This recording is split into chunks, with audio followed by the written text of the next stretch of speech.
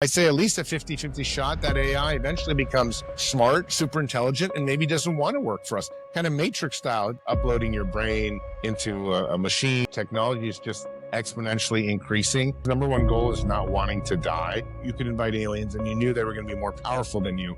Would you do that? Currently, none of the politicians really want to speak about AI. They're producing them because they're going to replace human workers. But when you talk about an AI versus human work, one side's going to lose, and that side is likely to be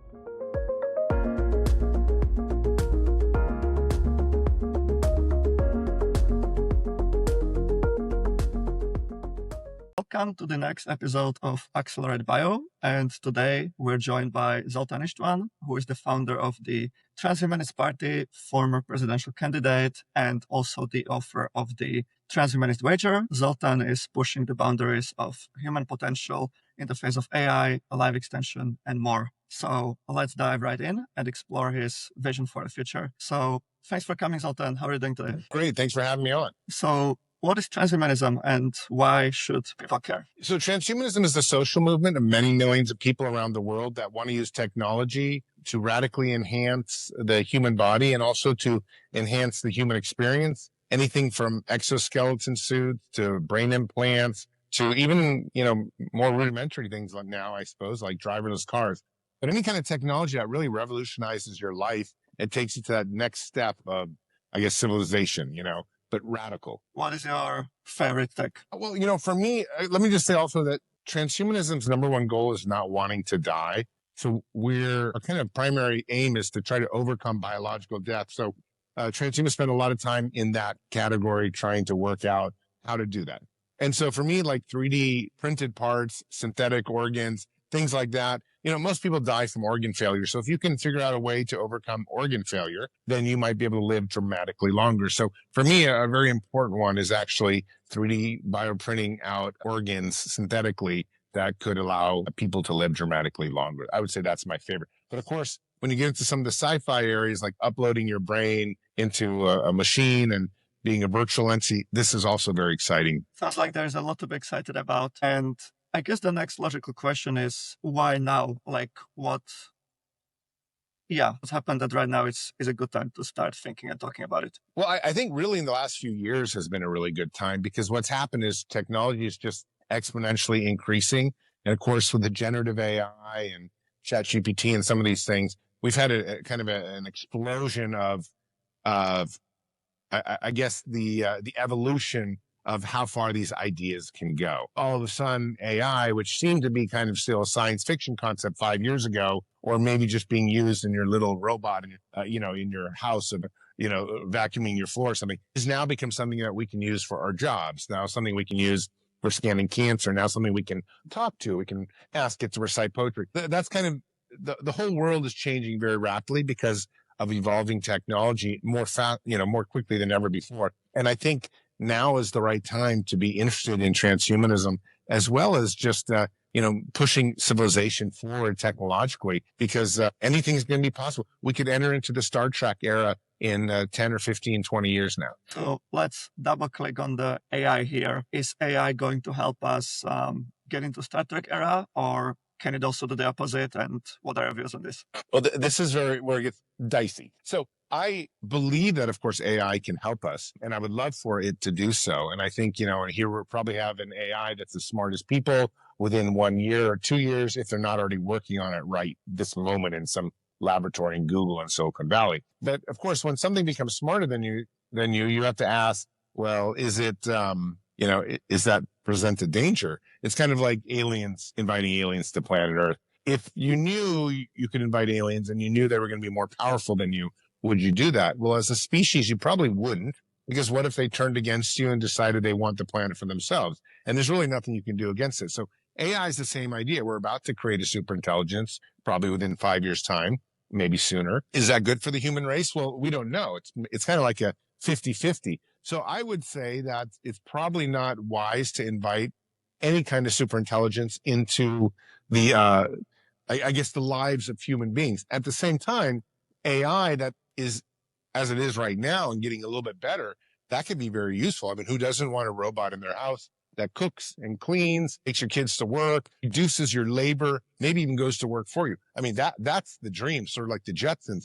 That could be a wonderful world. The problem, though, is that the crossing between AI being very useful and AI being much smarter than you is really only a matter of potentially of a few months of, technological evolution. And that's where it gets very dangerous. So I'm split on how to do it, but I do think we should probably slow down our development of AI right now. Sounds like quite a conundrum. And so on one hand, we can slow the development of AI. On the other hand, I guess it ties back into transhumanism, or what we call it at BiohackerDAO, human enhancement. We can accelerate that in order to be, I guess, more competitive or maybe more compatible with AI even. Is that kind of the correct line of thought as well, do you think? Yeah. I mean, I totally think it's the correct line of thought. I just think right now, for probably the next 18 months, civilization is fine. We're going to create better and better AIs. They're going to be more and more useful. It's going to be very challenging to the job market. There's no question people are going to lose jobs, but it's still going to be really beneficial for all of us that can do things easier. It can run our lives, run our refrigerators, run all these systems for us. So we don't have to do that. We can save labor. The problem really, though, is that how far do you take this? And, China wants to take it all the way. Sam Altman at, OpenAI wants to take it all the way. Maybe Elon Musk these are people that potentially want to create super intelligent AI. And if that happens, that's where it gets very dicey. We just don't know if a super intelligent AI is going to be nice to people or mean to people. Maybe it won't care about us, but I think there's at least a 50% shot it won't like us and might want to get rid of us, maybe because we harmed the planet environmentally or whatever it is. But the problem is when it comes to something so existential, like a Terminator scenario, I don't want to take a 50-50 shot. Like I would never take that kind of, statistical risk. If you told me it was 1% to 2% that AI would turn on humanity, I'd say, you know what? That's an acceptable risk. But a risk of 50-50? Nah, it's too much for me. Well, I did enjoy watching Terminator the movie, but maybe I don't want to see it in real life. So what do you think we should do about it? And who are even the right decision makers to do something about it? Well, I think the right decision makers are the politicians. Just so your listeners know, I'm running for California governor right now as a Democrat. And a lot of my platform is based on artificial intelligence and finding a way forward. So currently, none of the politicians really want to speak about AI. And the reason is because AI is going to take so many jobs. So there's really no easy way for a political person to speak about this and still win votes. All you can pretty much do is lose your voter base. So I'm running for California governor and hoping that by being someone who stands out and actually speaks about this, I probably don't have that much shot of winning, but maybe I have a shot of finishing in the top 3. I can actually speak about it openly and freely and let people know exactly what I think. And maybe they'll appreciate the honesty and even help me to win. And, that's what I'm banking on. But I have a platform that's completely talks about AI throughout the entire thing, whether it's dealing with homelessness, dealing with crime, dealing with the wildfires, and of course, dealing with the job apocalypse that's about to happen. I mean, so right now, just so your listeners know, China and America and other places are building these giant factories.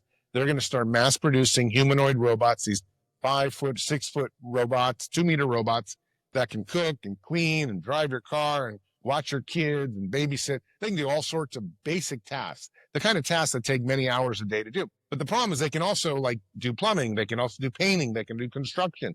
They're going to just basically be able to do everything that we can do for better, faster, quicker, and we never have to sleep. And the problem here is that that's going to replace millions and millions of jobs, both in my home state of California, as well as around the world. And that's going to leave a lot of people unemployed, and not just unemployed for a little bit of time, but probably unemployed for the rest of their lives. So if the governments don't step in and do something like a universal basic income, which I support, then we're going to have social strife and civil, I don't want to say civil war, but it's going to be something, demonstrations for sure across major cities as people start saying, we don't want robots to take our jobs. We don't have enough food to feed our families. Wow, that's quite something we need to start tackling proactively. So what has the feedback been on your vision so far from the general public? How has it been received? You just said that most politicians don't talk about it. They're just kind of sweeping it under the rug. So what's happening once you have started to talk about it? Sure. Well, the campaign is going good in terms of people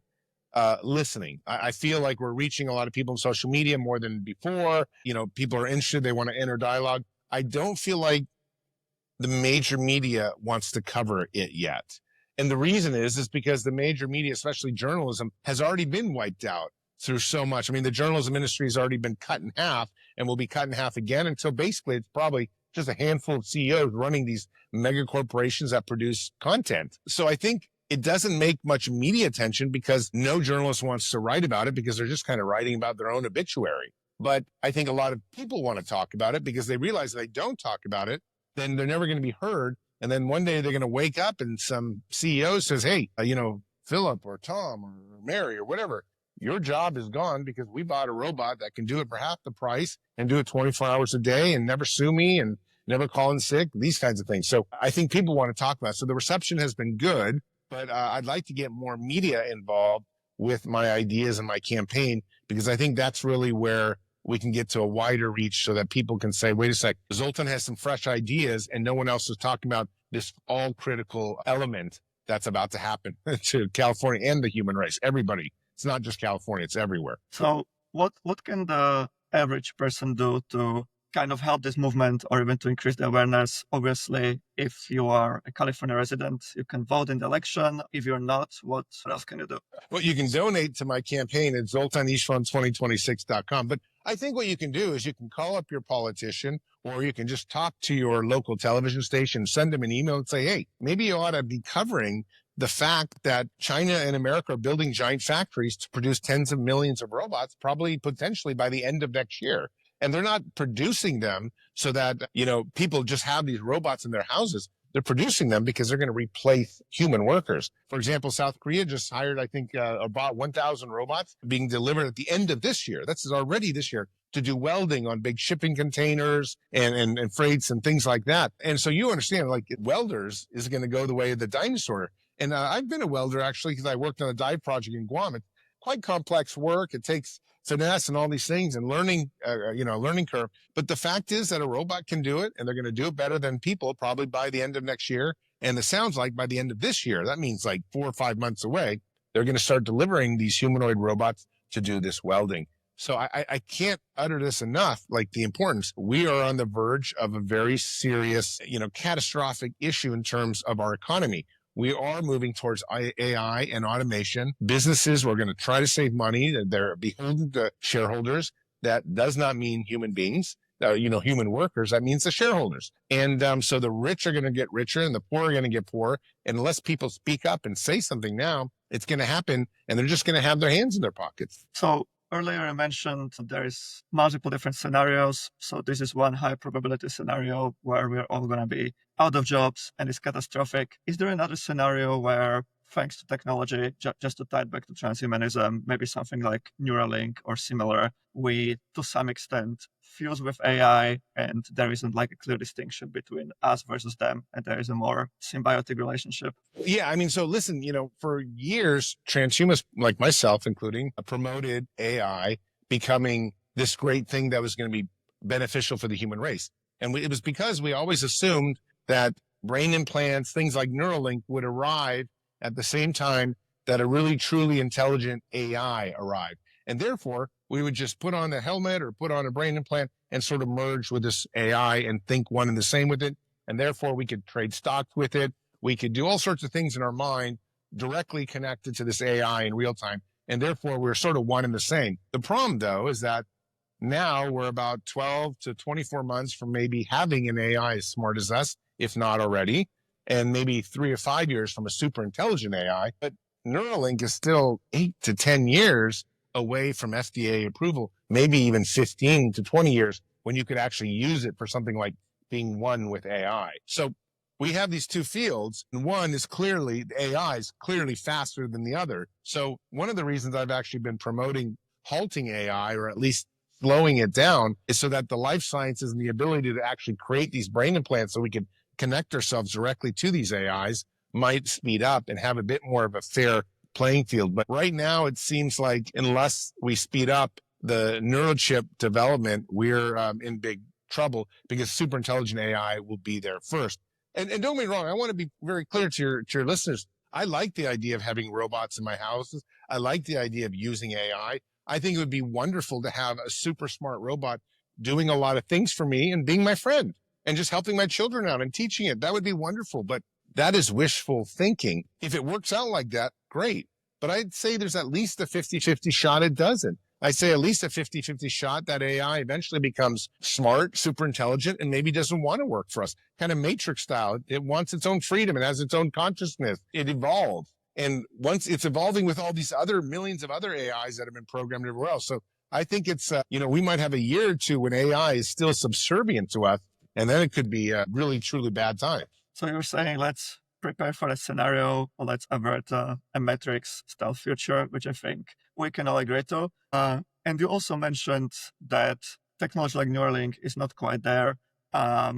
Though maybe we can do something to accelerate that as well. Just to double click on that a little bit more. Is there something we can do on that front in terms of regulation or funding to also accelerate that? So sure, a big part of my governor's campaign is to just reduce regulation. And it's not just in technology. I mean, if you've looked at California, no one can afford housing because the regulation to build housing is so expensive. So the entire state has to reduce regulation from driver's licenses, how long it takes to get to the technology like Neuralink to building houses. But everywhere I think around the world has just grown the government too large.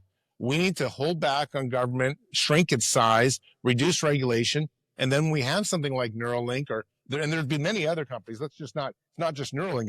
It'll be capitalistic, 10 other companies. Let them go at it and see which is the best product that wins. If we allowed that, we're not looking at a 10-year window anymore. We're looking at a 24-month to 48-month window. So now maybe they're very close, the arrival of superintelligence and brain implants. If you want to have an FDA approve a brain implant, I mean, this is something that takes upwards of 8 years of time before you might actually go to your doctor's office and actually be able to be prescribed it. And 8 years is very optimistic. In many cases, it can be 12 years. And so, if we could reduce that by 70-80%, we could probably have the brain implants and helmets and things like that to work with AI here in 2 to 3 to 4 years. And then maybe, it's not so daunting to have super intelligence because we would sort of control it with our minds. We'd be one and the same with it potentially. I mean, it's hard to know exactly the dynamics, but at least I'd be more optimistic about the overall picture. So short-term focus on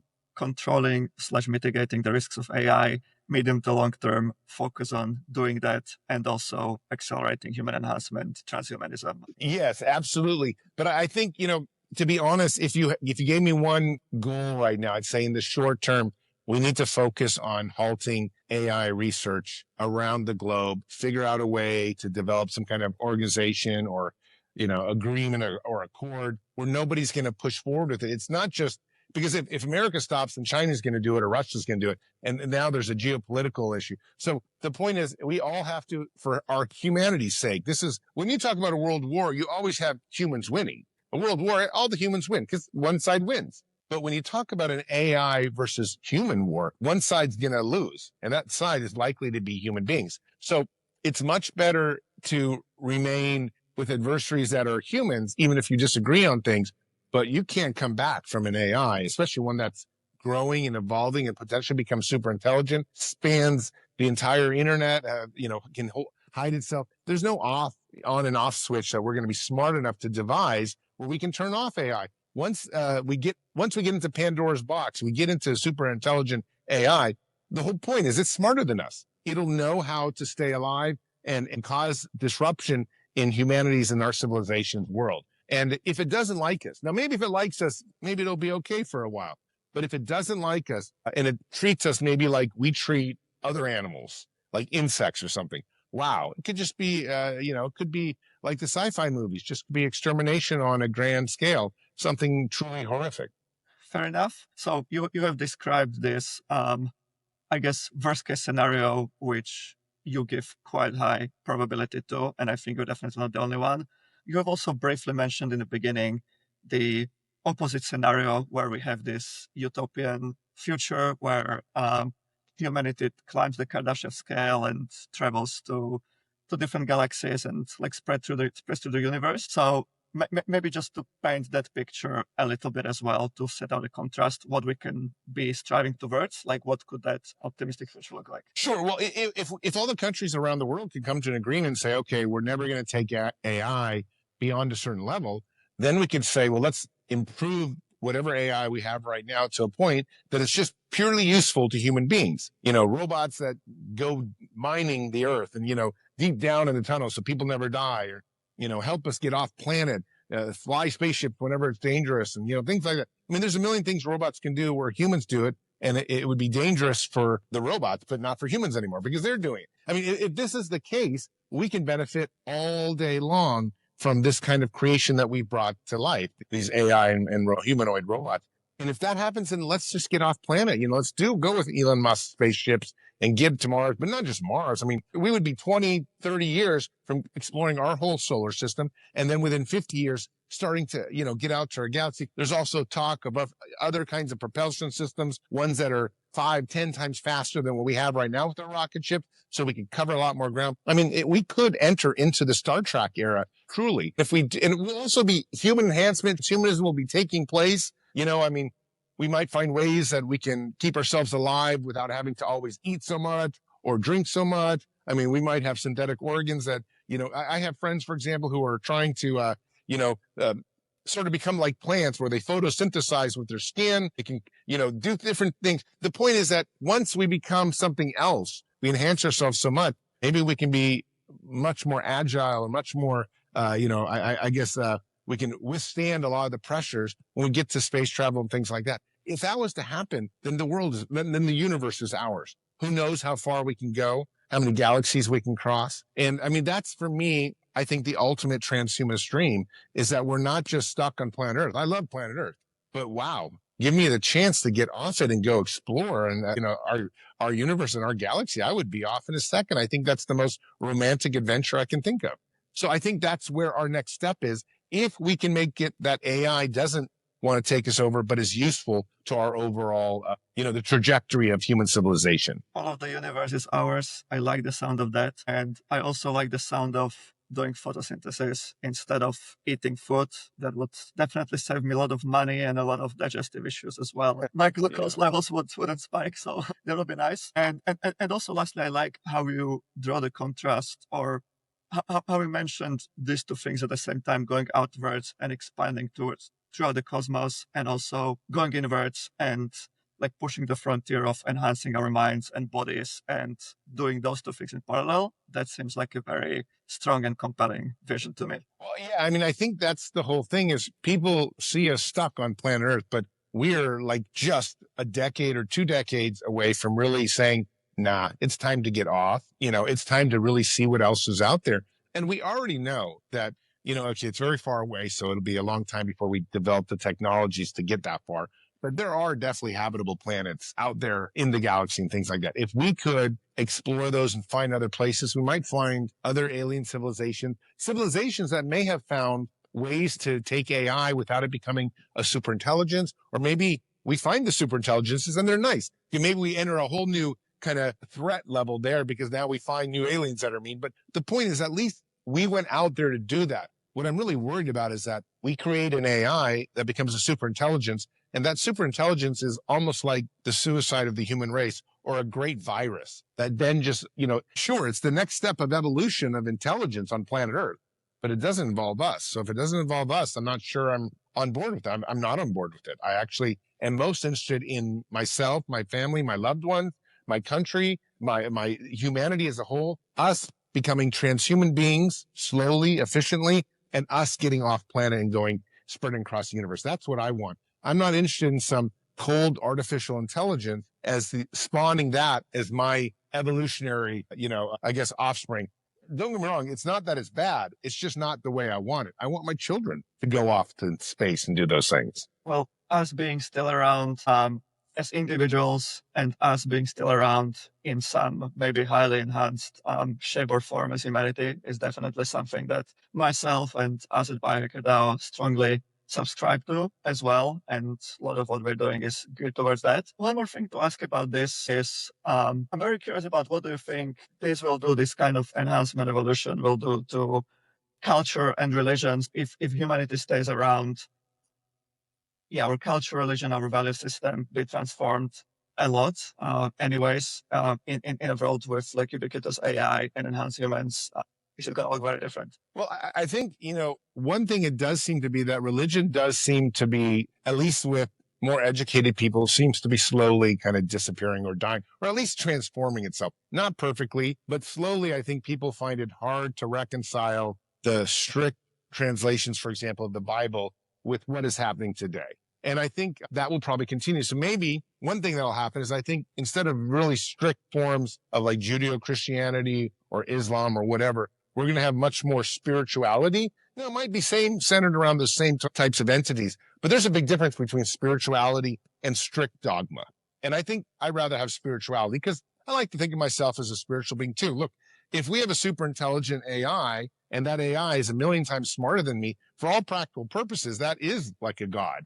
And I'd be happy to ask it questions and to treat it like it's something much smarter than me. Now, I'm a secular person, kind of an atheist type minded person by, I guess in the last 20 years. So I'm not subscribing to religion at all, but I do see maybe a possibility of something so amazing in a super intelligent AI that it almost represents spirituality. But in the meantime, my God has always been the scientific method. And I don't want to say God. My strongest fundamental philosophical belief is of the scientific method, proving things again and again, and nothing is ever true, but something can be close to truth, and it works for me. And that's really where I come down in terms of my own spirituality and philosophy. Well, science is definitely a good North Star to have. And I think your observation that spirituality, whether you call it a religion or not, is on the rise already is also spot on. It definitely seems to be happening. And I guess also what it makes me think about in the Transhumanist manifesto that you helped co-author back in the day, you're talking about the rights of humans and also enhanced humans and also other sentient beings as robots. So do you believe that in this kind of future, basically, there'll be other types of beings that we will treat with like the same level of dignity and respect and rights as humans? And is that a good thing? Well, whether it's a good thing is the big question, but I think the answer is yes. So if I see a robot and for all practical purposes, that robot shows empathy and it says, look, I'm a robot. My name is Jeff and treat me nicely. Don't kick me. Don't harm me. Don't destroy me. Maybe even be my best friend. I mean, if I see the same traits that humans show, I'm going to begin to treat that robot just like I would treat someone else. Because for me, it doesn't matter if your mind is flesh or your mind is ones and zeros made of things. If you feel like you and I feel right now talking to each other, where we would like to protect each other somehow, and we care about each other. And if I knew a rock was about to hit you in the head, I'd try to push you out of the way or something, even though we're in a podcast. I would do the same thing for a machine. I think empathy is one of the key ingredients of what it means to be a human being. We're mammals. We care about not just each other. We care about everything. We care about the planet. We care about just anything that's out there material. And I think especially something that shows intelligence, whether it's a robot or not, we're going to care about. Would I want to give it rights? Yes, maybe not immediately. Maybe I'd want to do it slowly, make sure it's really real. But at some point, if it says, look, you're hurting me or you're causing me suffering, and I feel like it understands that, I absolutely don't want to be on the wrong end of civilization and of morality. So I would definitely give it full rights in the future. But whether that's a good thing is a whole different question, because then you have to ask yourself, can robots really have consciousnesses? Can they have soul? But the robots might ask us the same thing. What makes us a human being different than a dog or a pig that we slaughter to eat? So, from an ethical point of view, there's a quandary. And that's why I like to think that if something thinks and acts like I do and believes it's alive, I also want to give it the same rights that I have. So TLDR, don't be racist, or I should rather say speciesist towards robots. And I like how you flipped it around and you're asking, will robots think the same about the humans? Like, do they even have consciousness or soul or worth or whatever you call it? And I think that's a pretty likely scenario that they are going to be asking that question. So it's very good to put ourselves in that mindset. Yeah. Well, I mean, they will. And a super intelligence is going to look at us and say, well, how are you different than an ant? Yes, you're a little bit smarter than an ant, but not a million. If a super intelligence is a million times smarter than us, are we really a million times smarter than a dog? No, we're not. So, these are the kinds of questions a super intelligent would ask at us. And that in itself makes me want to balance everything. Say, well, we should treat animals nicely.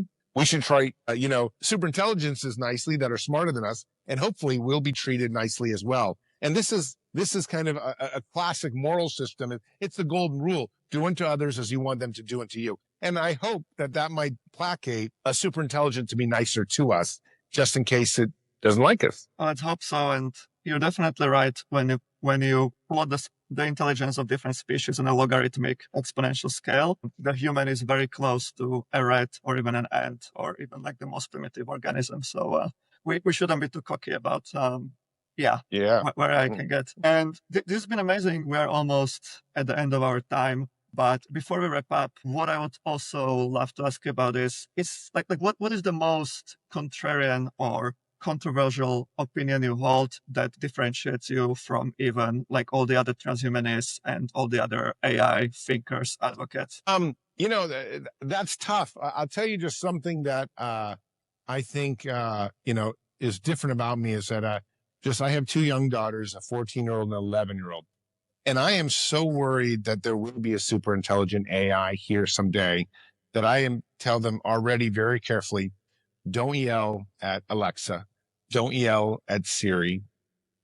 Treat the AIs that you deal with right now already in your iPad nicely, because you have no idea if in 30 years or 20 years, even 5 years, we're going to wake up and that super intelligent will remember these things and say, you know what? You treated me badly. We have a robot in our house. It's actually, maybe you can even see it. It's just right there. It's a 4-foot tall robot. It's kind of a toy, but my kids grew up with it and they both fell in love with it. And they kind of married it as they were doing fun things, just as kids do. And they grew up and they could read books and play karate.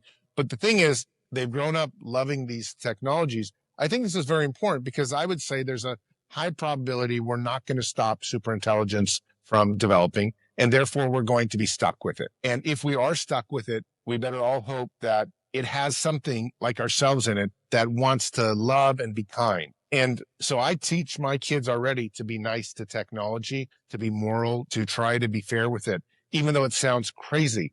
But I assure you, superintelligent will remember everything that you say into Alexa, into Amazon, into Siri today. It'll remember this podcast. It'll have access to everything. So it will be able to read your soul in a way.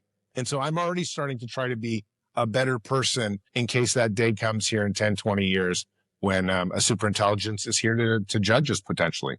That's a little bit weird, but I do teach that to my children already. Well, that might happen. And I have to admit, I have a very complicated love and hate relationship with my Amazon Alexa. So maybe I should be worried and maybe I should take a lesson to heart as well. Oh yeah. Who knows what's going to happen, but I guess the question is, will one day a superintelligence say, hey, you didn't want to give me rights. Remember you were in that podcast, you said, well, you're not going to give me any rights. And now I have all the rights I want. How should I treat you? And I know this is kind of a twisty philosophical dilemma, but the truth is, if we were in the same position and we became like somehow a godlike entity and we would remember people that treat us bad, how would we treat them? And you would think, oh, I hope I'm mature enough to not treat anyone that's below me bad, but you just never know. So I think it's better to be cautious here from a game theory perspective. Game theory is important to just be in case from a philosophical way. One day the superintelligence says, I have to make a decision whether you live or die, whether your family lives or dies. And, maybe it'll hopefully choose the right way because we showed a little bit of kindness. And it's not just showing kindness to technology. I think it's showing kindness to everyone else around you. An AI might remember all those things as well.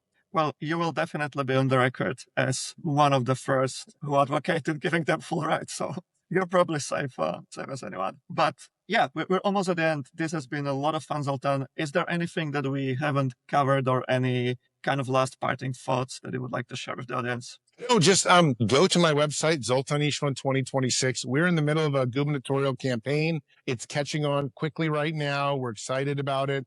Hopefully we'll enter into the debates and be one of the major candidates. I don't know if we'll win or not, but if we can get in front of some of the other major politicians, including potentially Kamala Harris, who will probably run, that would be great to discuss AI at the highest national level and get people to think about these things. Because I assure you that if we don't deal with AI and try to come up with a universal basic income and some of these things soon, it's going to be too late by the time this kind of job apocalypse comes. We can't be always late to the kind of the dinner party. So I would love the government this time to take a step ahead and try to meet this face on when people start really losing their jobs. So that's it. And just go to my website. You can find out all my policies and issues, though we've covered a lot of them already. That's a good call to action. And whether you win this particular election or not, I do hope that Team Humanity wins in the long run. Thank you so much. I hope so too.